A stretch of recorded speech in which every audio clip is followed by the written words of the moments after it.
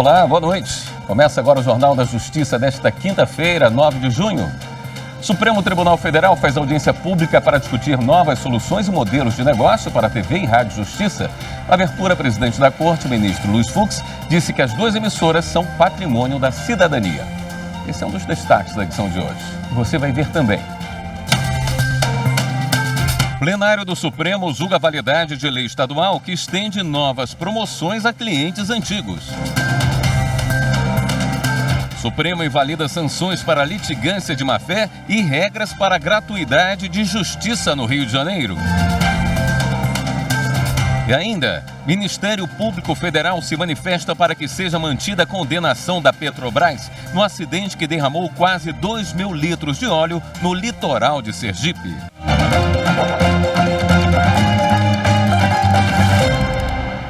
O plenário do Supremo Tribunal Federal decidiu que é inconstitucional lei estadual que obriga operadoras de telefonia celular e escolas particulares a estenderem novas promoções a antigos clientes. Duas ações questionam uma lei de São Paulo de 2015 que estende promoções a antigos clientes. A regra vale para operadoras de telefonia e de TV por assinatura, provedores de internet, concessionárias de energia elétrica, de gás e de água, operadoras de plano de saúde e prestadores de serviços privados de educação. A Associação das Operadoras de Celulares, autora de uma delas, alega que houve invasão à competência da União para legislar sobre a matéria. Já a Confederação Nacional dos Estabelecimentos de Ensino, Confenem, autora da segunda ADI, argumenta ainda que houve desrespeito aos princípios da proteção da ordem econômica e financeira. A terceira ação foi proposta também pela Confenem. Nessa sessão está em julgamento o recurso em que a entidade busca derrubar decisão anterior do Supremo que manteve a validade de uma norma de Pernambuco de 2019, que também obrigava os fornecedores de serviços prestados de forma contínua, entre eles as instituições de ensino privado, a estenderem aos clientes antigos os benefícios de promoções oferecidos a novos clientes. O ministro Luiz Roberto Barroso, relator de duas dessas ações, destacou que na parte da lei que trata dos serviços privados de educação, houve uma indevida intervenção em relações contratuais pré-existentes. Eu estou assentando como premissa do meu voto que nós estamos lidando com uma relação contratual entre a escola e o seu aluno e não com uma relação de consumo. Por isso, penso eu, deve-se reconhecer a inconstitucionalidade formal da norma, por violação ao artigo 22, inciso 1 da Constituição, que dá à União a competência privativa em matéria de direito civil, matéria legislativa civil. Barroso aceitou os argumentos das entidades autoras das ações, de que a lei trata de matéria reservada à iniciativa legislativa privativa da União e ofende os princípios da isonomia, da livre iniciativa e da livre concorrência. Assim, considerou a lei estadual inconstitucional. Os dispositivos impugnados são inconstitucionais por violação à livre iniciativa e à proporcionalidade. É lícito que prestadores de serviços façam promoções e ofereçam descontos com a finalidade de angariar novos clientes, sem que isso signifique conduta desleal ou falha na prestação do serviço a clientes pré-existentes. No recente julgamento das ADPF 706 e 713, o plenário do Supremo entendeu que a imposição de descontos lineares e automáticos em contratos celebrados entre alunos e instituições de ensino, sem considerar as peculiaridades de cada relação, representava violação à livre iniciativa e à proporcionalidade. Na ocasião, a hipótese dizia respeito à concessão de descontos em razão da pandemia da Covid-19. Com a migração das atividades educacionais para plataformas virtuais, um conjunto de decisões que determinava a concessão de descontos para os alunos, ao argumento de que as instituições de ensino teriam tido uma redução de seus custos, foi declarada inconstitucional pelo Supremo Tribunal Federal e penso que as mesmas considerações desenvolvidas no precedente que acabo de mencionar, são aplicáveis ao presente caso. Essa sessão terminou há pouco. Vamos falar ao vivo com a repórter Marta Ferreira, que tem as informações sobre o julgamento de hoje. Oi, Marta. Boa noite. Boa noite, William. Boa noite a todos. Na sequência da sessão, o ministro Alexandre de Moraes acolheu o recurso proposto pela Confenem e também acompanhou o voto do ministro Luiz Roberto Barroso nas outras ações. Mesmo entendimento tiveram os demais ministros. O voto divergente ficou por conta do ministro Edson Fachin. Com isso, por maioria, o plenário considerou inconstitucional lei estadual que obriga as escolas particulares e operadoras de celular a estenderem a clientes antigos promoções oferecidas a novos clientes. William. Marta, só mais uma coisa. Bem no comecinho da sessão, você já estava acompanhando, os ministros julgaram uma questão de ordem que muda o regimento interno da casa, não é isso? Exatamente, William. Quem vai explicar melhor em detalhes essa questão é a nossa consultora jurídica, Karina Zucolotto. O que foi decidido, Karina? Olha, Marta, logo no início da sessão, o ministro Alexandre de Moraes propôs o julgamento de uma questão de ordem envolvendo os chamados pedidos de destaque de julgamentos que são realizados no plenário virtual. A regra era de que, quando houver um pedido de destaque em julgamentos realizados no plenário virtual, esse julgamento sai do ambiente virtual e vem para o plenário físico e é reiniciado.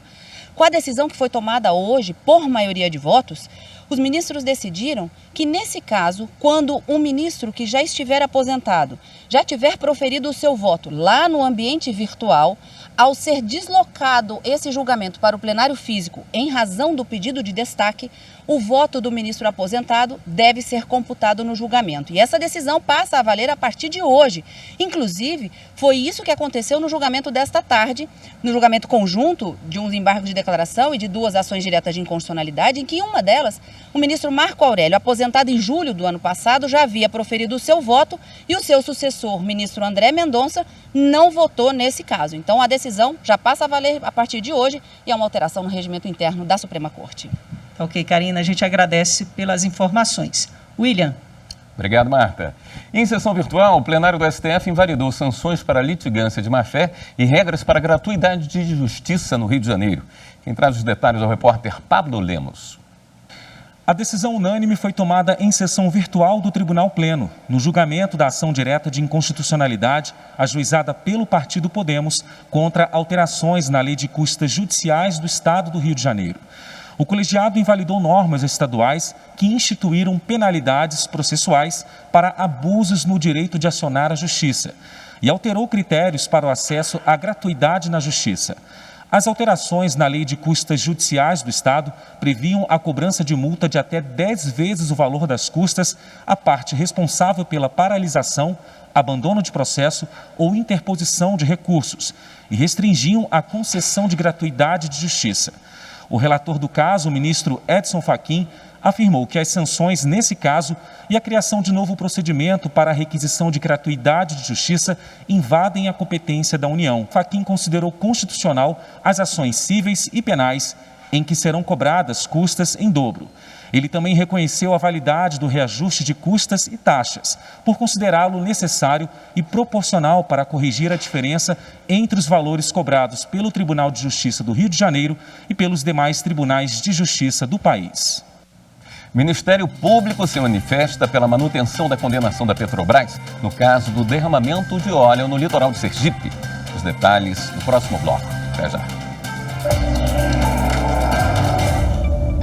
Que alegria poder participar da comemoração do aniversário de 20 anos desse canal tão importante para a sociedade, responsável por levar informações jurídicas de forma clara, esclarecedora, didática, com pouquíssimo juridiquês e de forma tão descontraída.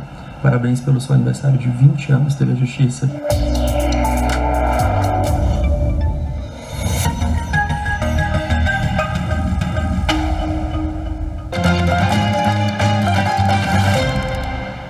Em parecer enviado ao TRF da 5ª Região, o Ministério Público Federal defendeu a manutenção da condenação da Petrobras pelo derramamento de aproximadamente 1.800 litros de óleo no litoral sul de Sergipe em 2016.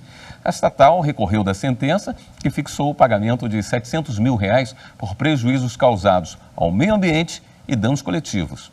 As investigações apontaram que vários dutos existentes na área do acidente datam da década de 70 e estão com corrosão interna avançada sem o devido monitoramento. Mas a empresa alega que a mera configuração de ato infracional de lançar substância oleosa ao mar não caracteriza por si só um dano ao meio ambiente. O MPF discorda e, no parecer enviado à Justiça, destaca que a sentença está devidamente fundamentada e a Petrobras não pode ser eximida de reparar o dano provocado. Em outra manifestação, o MPF enviou um ofício à Diretoria de Proteção Territorial da FUNAI, pedindo medidas emergenciais para a proteção de reserva indígena na região da Volta Grande do Xingu, no oeste do Pará. A reserva indígena é vizinha ao local em que se pretende instalar a mineradora canadense Belo San, onde há conflito por terras com assentados da reforma agrária.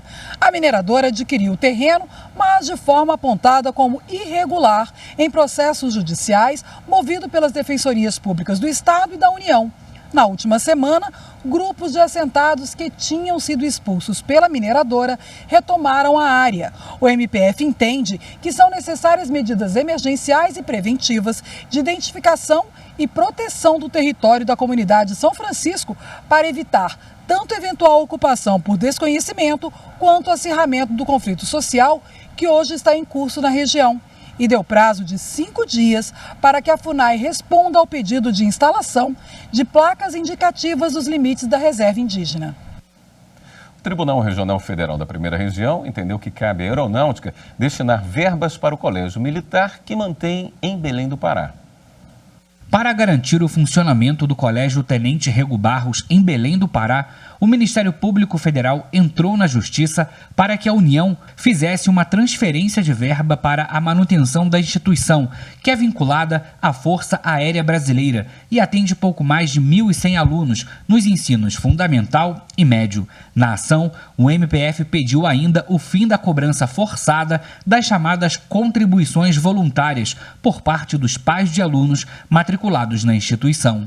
A ação foi analisada pela 7ª turma do TRF1, que por unanimidade negou o repasse de verba da União. Segundo o relator, desembargador federal Hércules Fajoses, sendo o colégio vinculado ao sistema de ensino da aeronáutica, a Força tem por lei o dever de garantir a verba para a manutenção do colégio. Ou seja, ele entendeu que cabe à aeronáutica destinar ao Comando Aéreo Regional, que gerencia o colégio, verba federal de manutenção já constante do orçamento destinado ao Programa de Ensino Profissional da Aeronáutica. Com relação às chamadas contribuições voluntárias, o magistrado ressaltou não ser razoável que a aeronáutica crie uma instituição de ensino com natureza jurídica de caráter assistencial e exija como condição de permanência o pagamento de contribuição para a manutenção das atividades. O Tribunal Regional do Trabalho da Bahia concedeu indenização de R$5.000 por danos morais a um gerente de banco que teve o nome divulgado no ranking de desempenho da empresa. Para o TRT, houve assédio moral. Nos 4 primeiros meses de 2022, o assédio moral foi o tema principal de 675 processos recebidos pela Justiça do Trabalho na Bahia. A juíza Viviane Tanuri explica como a prática é configurada. Primeiro, o assédio moral, ele pressupõe uma relação de desnível hierárquico, né? O superior em relação ao subordinado. Então, tem que haver essa assimetria na posição. E a segunda característica do assédio moral é a reiteração, o comportamento repetitivo. E a terceira característica está presa à própria definição do assédio moral, que é a conduta abusiva, excessiva, o poder diretivo sendo exercido de forma desproporcional e desarrazoada. Nestes casos, o ambiente coletivo também é impactado. Se instala dentro do ambiente de trabalho o que a gente chama de um terror psicológico. Há sempre um medo exacerbado, uma expectativa intensa em relação àquelas cobranças, àquela conduta. E isso, em última análise, acaba prejudicando o próprio empregador. Até porque, na sociedade moderna, a gente não tolera mais determinadas práticas configuradoras de assédio. E uma decisão da 3ª turma do Tribunal Regional do Trabalho da Bahia concedeu uma indenização de R$5.000 por danos morais a um gerente de banco, em virtude da divulgação de seu nome dos rankings de desempenho da empresa. O advogado do trabalhador, Agenor Neto, fala sobre a situação, considerada assédio moral. O empregado acabava tendo um comprometimento psicológico muito grande para tentar e se ver cobrado o tempo todo atingir algo que é excessivo e que humanamente impossível de atingir. E além disso, desse abalo pela cobrança excessiva, quando o resultado não era atingido e ele não estava na lista dos melhores comparativamente com os seus colegas, havia essa sensação de menosprezo, de falta de credibilidade do seu trabalho. O acórdão destaca que o banco confirmou a cobrança de metas e ranking de vendas, porém, negou a existência de vários rankings para medir e comparar a atuação dos gerentes e de suas agências, entre outras formas de cobranças. Quando a empresa nega o fato que configura o assédio moral, o trabalhador é quem deve fazer a comprovação da prática. A juíza do TRT5 explica. Ele terá que provar. Provar o quê? Não o sofrimento dele, mas sim o fato que desencadeou o assédio moral, para que renda ensejo a indenização. E isso ele pode fazer de diversas formas, tanto pela prova oral, pela prova testemunhal, como também através da prova documental, através de e-mails corporativos e outros documentos. No próximo bloco, a gente fala sobre a audiência pública que discute novos modelos de negócio para a TV e Rádio Justiça. Voltamos em instantes. A TV Justiça é uma ferramenta preciosa que auxilia o profissional do direito no exercício da sua atuação, independentemente da sua função. Já para o cidadão, ela é muito mais do que um meio de informação das atividades do Poder Judiciário, mas é um instrumento eficaz de fiscalização para garantir a efetividade dos seus direitos.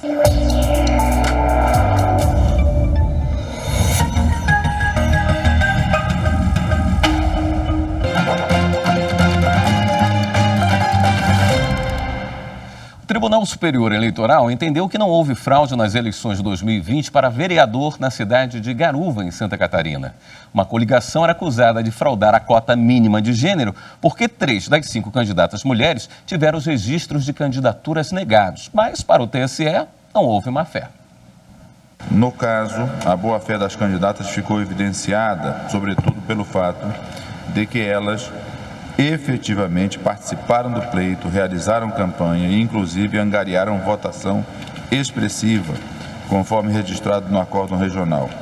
A análise detida das premissas fáticas estabelecidas no acórdão regional permite concluir que as especificidades do caso concreto fragilizam a tese de que houve, equivocadamente, acordo de vontades com o intuito específico de burlar a regra que prevê a participação mínima de candidatas no pleito. O Espaço Cultural do Superior Tribunal de Justiça foi o local escolhido para o lançamento do livro Execução Civil, Novas Tendências.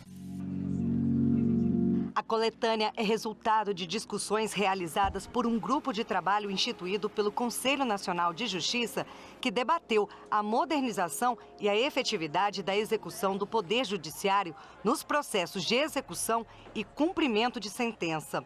O presidente do STJ, ministro Humberto Martins, participou do lançamento e destacou que a execução é um gargalo enfrentado pela Justiça e debater o tema pode abrir novos caminhos. O livro não é só teoria, é teoria e prática. É desenvolver a execução civil de uma forma moderna, de uma forma ágil e de uma forma prática. Dentre os temas, o livro reúne artigos sobre o aperfeiçoamento de sistema de busca de bens, o incentivo à autocomposição, a realização de diagnósticos mais detalhados sobre a execução e a transformação digital dos tribunais.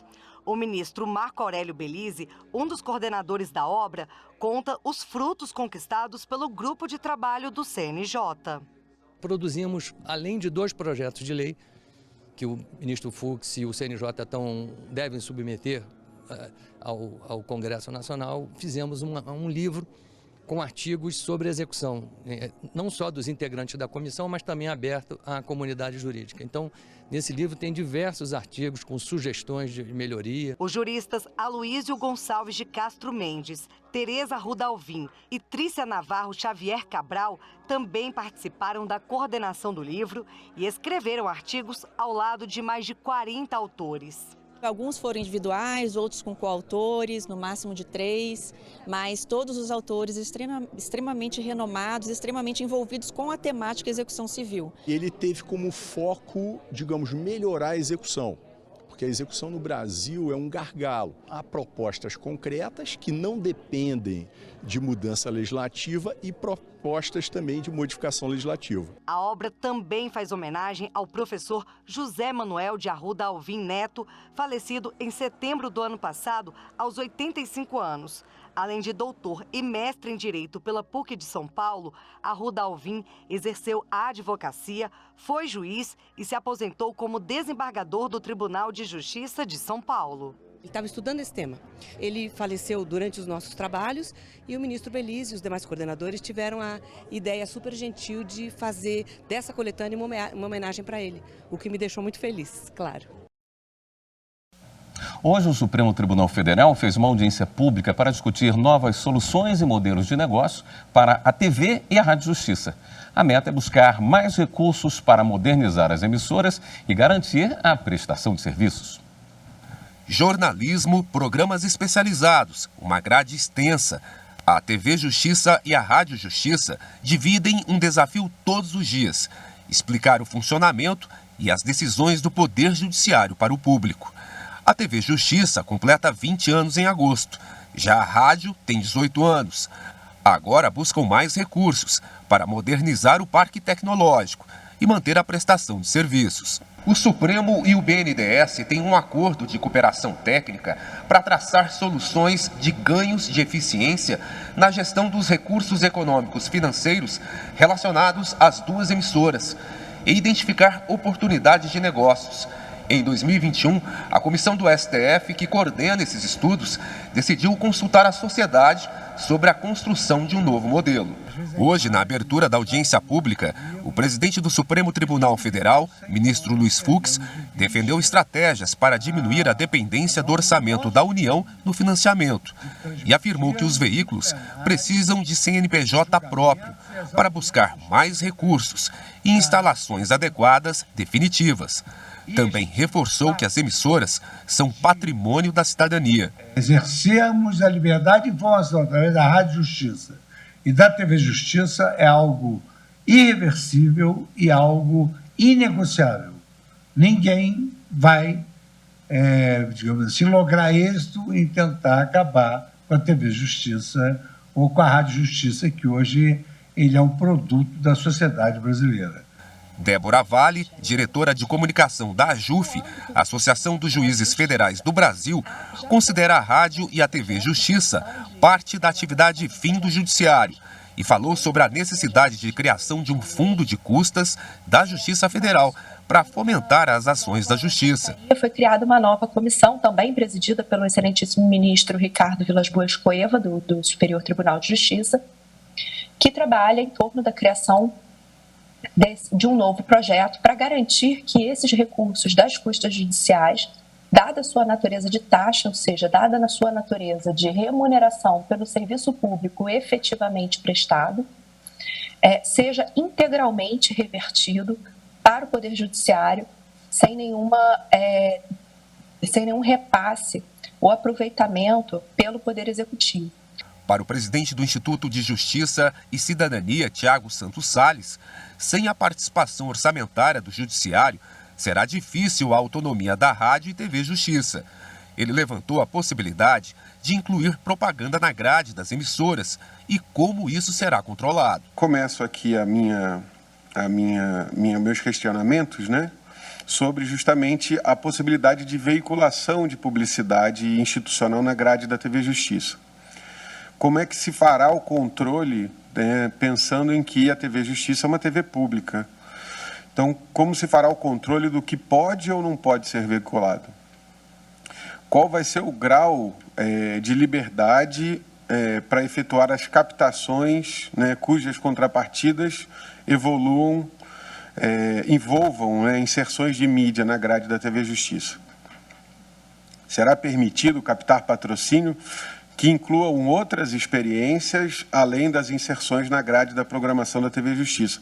O diretor de conteúdo da Fundac, fundação responsável pela TV Justiça, apresentou alguns pontos que devem ser considerados nesse processo de transição. O modelo atual é um modelo que eu acho que funciona, deve ser preservado e ampliado.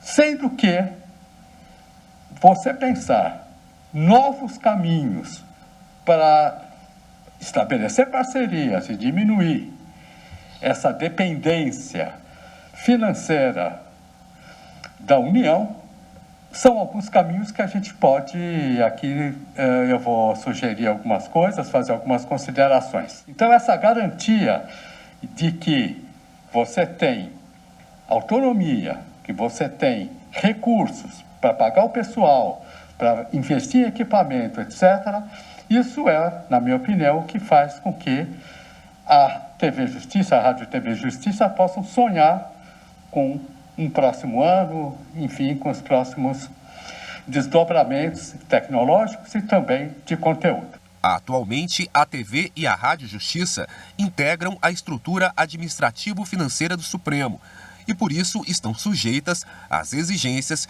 e limitações relacionadas à Corte nessas áreas.